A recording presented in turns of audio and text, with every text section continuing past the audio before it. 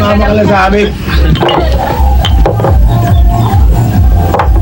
Teka, namumukhaan kita. Di ba ikaw yung hepe ng Santa Marcela?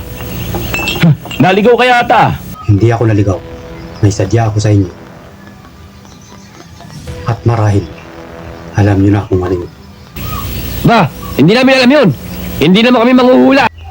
Ganon. Lilinawin ko. Naparito ako upang bawin ng ninyo. Upang maibalik sa baryo ng poblasyon. Gusto nilang maibalik ito sa kanila. Hindi dahil taglay nito sa hiyas at ginto. Kundi naging bahagi na ito ng kanilang pananampalataya sa mahabang henerasyon. Hindi naman namin kinuha ang pananampalataya. Ginto lang, garing, at hiyasang sa amin. Ang lakas naman ng loob mo, hepe.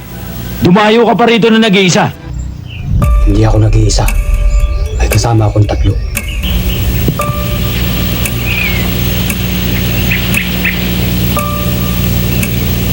Niloloko yata tayo nito ah.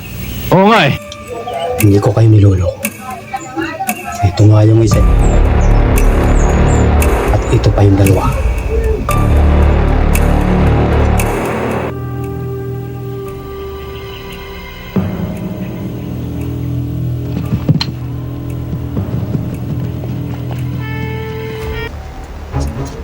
Bibigyan ko pa kayo ng pagkakataon. Ano? Kami pa bibigyan mo ng pagkakataon? Hepe, nasa bakuran ka namin. Gusto mo itumba ka namin ngayon? Umalis na muna kayo.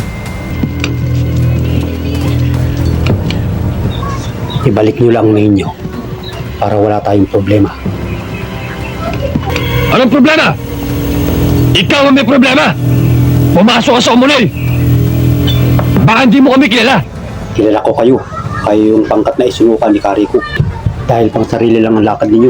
Kinakasangkapan nyo lang inyong grupo, mga ngurak, mga ulimbat, pumatay ng tao ng walang dahilan. Ang daming pagsatsat!